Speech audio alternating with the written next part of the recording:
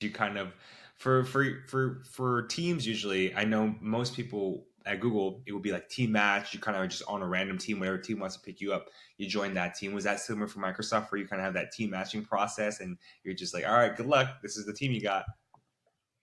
Um, Sort of. So the story was, I applied and then I did the first round interview, but then I got an email saying, "Oh, sorry, we ran out of spots. Oh Maybe wow. we'll get in touch next year." So then I was like, "Okay."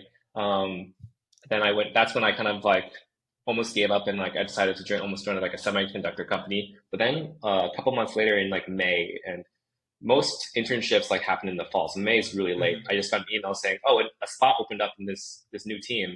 Do you want to fly in for an interview?" And then so yeah, I took the chance, and then that's how I got matched with this team. It was just a spot opened up last minute because the team was being formed around that time.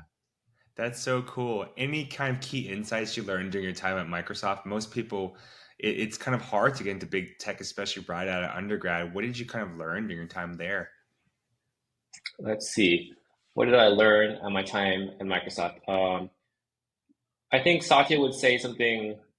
He said something really important. That kind of stays with me. If he said to think about, people always ask like, what can the company, what can uh, what can you do for the company? But sometimes it's good to ask, what can the company do for you in your career?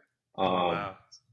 so like when you're deciding what the work you're doing, you can always just blindly follow what your manager gives you. But if you Hmm. think about your own career and where you want to go, sometimes you need to proactively pick projects that will help you, and put things that you don't really want to do, you kind of figure out ways to, you know, let's say push them to the side and give you more time to focus on what you want to do. And at a big company, if you navigate things well, you can probably get that to happen.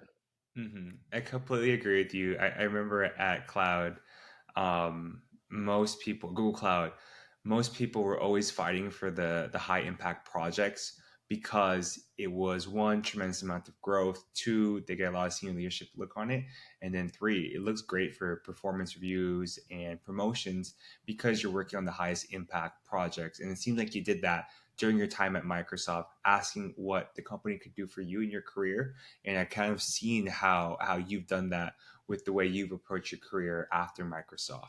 So after Microsoft, I believe you moved on over to Uber, correct? Yeah, so Microsoft was a great company, but at large corporations, sometimes a new vice president takes over and they look at what's on their plate and they say, why does this division exist? And if the current leaders don't give an answer that the new vice president likes, they may just destroy the entire division. So that's what happened. We got a new vice president. They didn't really see why our team existed. There are other teams at Microsoft kind of doing the same thing. So they basically cut the team in half. And although I didn't get cut, I kind of saw that there may be further cuts in the future. So I was like, okay, I Mm, better get out now. Um, and I had the experience at a large, really large, one of the older tech companies. I kind of wanted to see what are the younger startups like. So I saw a role at Uber that I thought fit my experience really well, and I thought, okay, Uber sounds pretty cool. It was pre-IPO. yeah, Their CEO just got kicked out, and then they brought in a new one. So it was, also a new exciting time. that is Um, exciting. yeah, so then I joined. Yeah, old T, that was Travis, right? Yeah, Travis is the one who got kicked out. Yeah, and he was also a UCLA guy too, which is kind of crazy. Yeah, I get So yeah.